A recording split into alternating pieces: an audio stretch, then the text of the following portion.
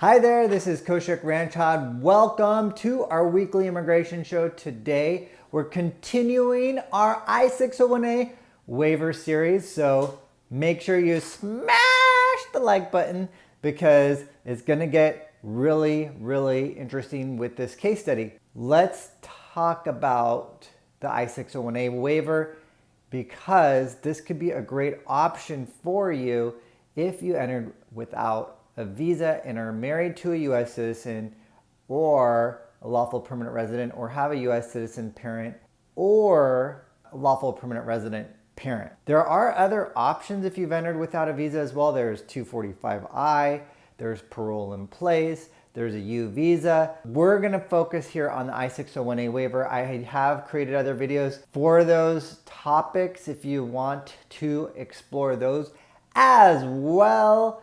Now, why the I601A waiver? Normally, if you come into the United States with the visa, overstay, then you can apply for a green card. Yesterday I had a consultation. It was with a very nice couple and they were wondering, they hired another attorney and they were wondering why it was taking so long. Their case has been pending for 3 years.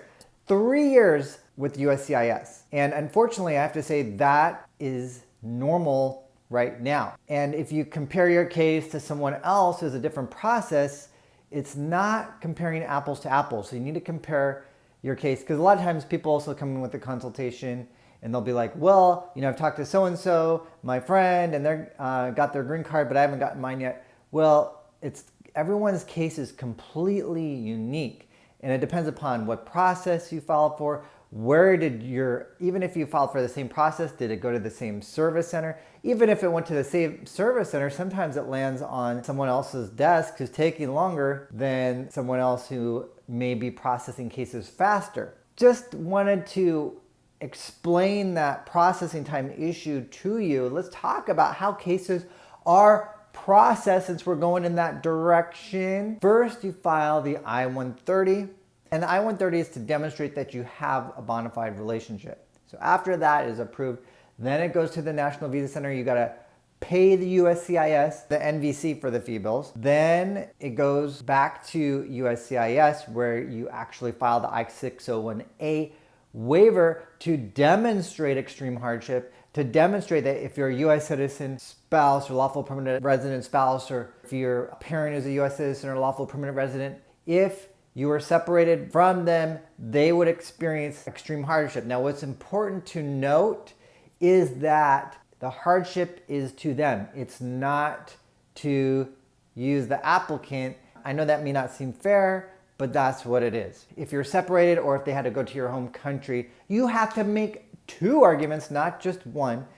And that's where I see a lot of mistakes happen as well, where only 1 argument's made. So you got to make 2 in both of those instances, separation and also going to the home country. But don't worry, you can make a thorough argument. The way we do that is through a detailed legal brief. And that's what we did in this case study. So back to the processing. So if your I-601A gets approved, then it will finally go to the U.S. Embassy.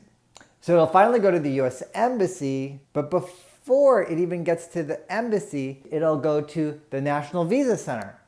The National Visa Center, you'll have to submit documentation such as the affidavit of support, the DS-260, those forms, additional documentation. Then it jumps to the U.S. Embassy and an interview will be scheduled.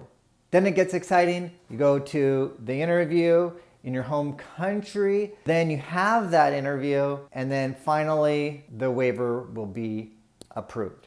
So let's talk about the case study, how we did this for one of our clients. Every case is unique, and if you've listened to my case studies, you'll see that there's some similarities, but there's also, everyone has a little bit of a unique situation in their life because it's life. We all have something unique that's going on, our own unique stories, and that's what we like to do, is tell what your story is and why that extreme hardship hopefully demonstrates extreme hardship. In this situation, our client had been here since 1999, married to a U.S. citizen who also had a child from a prior marriage. So you have the qualifying relative of the spouse, plus you also have the hardship to the child. That's not a qualifying relative, but of course we talk about the hardship. to the child as well. Now, here we talked about family ties. She was caring for her elderly parents, so she couldn't go to the home country because she was taking care of the elderly parents.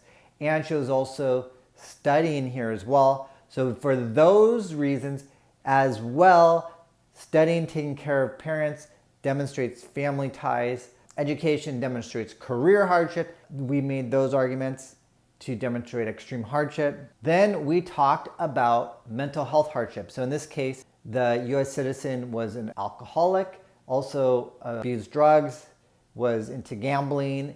However, she cleaned up her act when she got together with our client.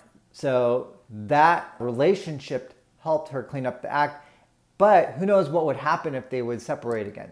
So we talked about that mental health hardship as well. What we did in this situation is we combined all of these hardships to create an extreme hardship case, and we were able to get the case approved. So that's always the exciting part, is getting the approval, because our core purpose is unification.